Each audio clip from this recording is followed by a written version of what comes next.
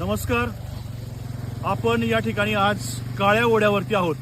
काळा ओढा जो माळेगाव साखर कारखान्याचं रसायन मिश्रित काळं पाणी वाहून नेतो म्हणून त्याला नाव पडले ते काळा ओढा. त्या काळ्या ओढ्यावरती आपण आहोत. कारखाना प्रशासनाने आम्हाला गेल्या 5 वर्षापूर्वी त्यांच्या लोकप्रतिनिधींच्या करवी आम्हाला एक शब्द दिला होता की नीरा नदीमध्ये आम्ही कसलंच काळं पाणी या ठिकाणी येऊन देणार नाही. म्हणजे बाकीचं अजून सुद्धा इतरचं दूषित पाणी येतं, परंतु माळेगावपुरतं जर का बोलायचं झालं तर त्यांनी आम्हाला शब्द दिला होता की माळेगावचं कसलंही काळं रसायन मिश्रित पाणी आम्ही नीरा नदीमध्ये येऊन देणार नाही. मग या गोष्टीला 5 वर्ष झाली. तुम्ही तिकडं औद्योगिक सांडपाणी स्वच्छ करायचा तुम्ही त्या ठिकाणी प्रकल्प उभा केला असं म्हणता, परंतु तरी सुद्धा आज ज्या वेळेस नीरा नदीच्या आंदोलनासाठी ज्या वेळेस गावकरी त्या ठिकाणी येतात, प्रशासनाला जाब विचारतात, त्यावेळेस प्रशासन आम्हाला सांगतं की आपलं पाणी नीरा नदीमध्ये सोडलं जात नाही. माळेगाव नगरपंचायतीचं सांडपाणी हे या ठिकाणी काळ्या ओढ्यामध्ये येतं, तिकडं आपलं पाणी येत नाही. आणि जरी येत असेल तरी आम्ही ते बंद करू, आम्हाला 15 दिवसाची मुदत द्या. जरी आम्ही त्यांना 15 दिवसाची मुदत दिली तरी ह्याचा अर्थ असा नव्हता की त्यांनी ते पाणी काळ्या ओढ्याच्या मार्गाने नदीमध्ये सोडायचं. आज आपण बघताय, आज नीरा नदीमध्ये पाणी काळं कुट्ट झालेलं आहे. मासे तडफडून मरतायत. जेवढे वाचतायत तेवढे सगळेजण, ते सगळे मासे प्राणवायू घेण्यासाठी, ऑक्सिजन घेण्यासाठी आज बंधाऱ्याच्या कडाला टहो पडतायत.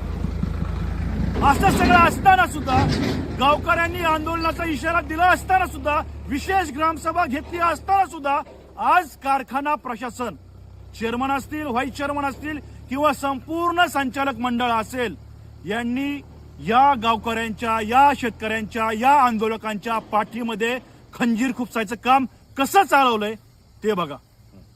आपल्या माणसांना फोन करा, त्यांना सांगा की कशा पद्धतीनं व्हिडिओ चालू होत्या, कशा पद्धतीनं ही पाईपलाईन काळ्या ओढ्यामध्ये सोडली. जिथं ईटीपीच्या नावाखाली पाणी स्वच्छ करायचं चालवलं त्यांनी, तिथं 15 का 20 HP मोटर टाकली आणि इकडं पाणी सोडलं. फोन करा, चालू करायला. हा सांगा, चालू करा रे मोटर. इकडे फोकस करा. हॅलो हॅलो, मोटर चालू करा म्हणजे इथं लोकांना पण कळू द्या की रात्री 12:30च्या पुढे ह्यांचा खेळ कसा चालतोय. हा, चालू करा मोटर.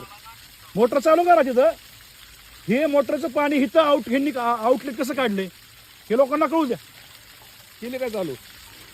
नगरपंचायतीचं पाणी आहे का कारखान्याचं आहे का कुणाचं आहे? शहांचा गोटा इथं, शहांच्या गोट्याच्या शेजारी ह्यांनी उपळा काढलाय आणि वर म्हणतात की येळे वस्तीवली, वाघमोडे वस्तीवली लोक गोट धुत्यात, सांडपाणी येतं. ही मोटर चालू झाली. झाली मोटर चालू, आलं काळं पाणी. आता हे काळं पाणी या काळ्या ओढ्याच्या मार्गानं नीरा नदीमध्ये जाणार आणि सगळी शेती नेस्तनाबूद होणार. जनावरांचं मासे मरणार, जनावरांचं आरोग्य धोक्यात येणार, माणसांचं तर त्यांना घेणं देणं राहिलेलंच नाही असं दिसतंय. पण जर का इथले लोकप्रतिनिधी बारामतीचे जर का 5 वर्षापूर्वी जर का आम्हाला शब्द देत असतील की नीरा नदीचं पाणी जर का स्वच्छ झालं नाही तर मी परत मत मागायला या ठिकाणी येणार नाही, आलो तरी मला तिथूनच माघारी पाठवा. मग या त्यांनी दिलेल्या वल्गणांचं काय झालं? हे बघा, फक्त आम्ही शेतकरी म्हणून या ठिकाणी फक्त आम्ही तुम्हाला स्वच्छ पाणी मागतोय, याच्यापेक्षा दुसरी आमची काहीही अपेक्षा नाही.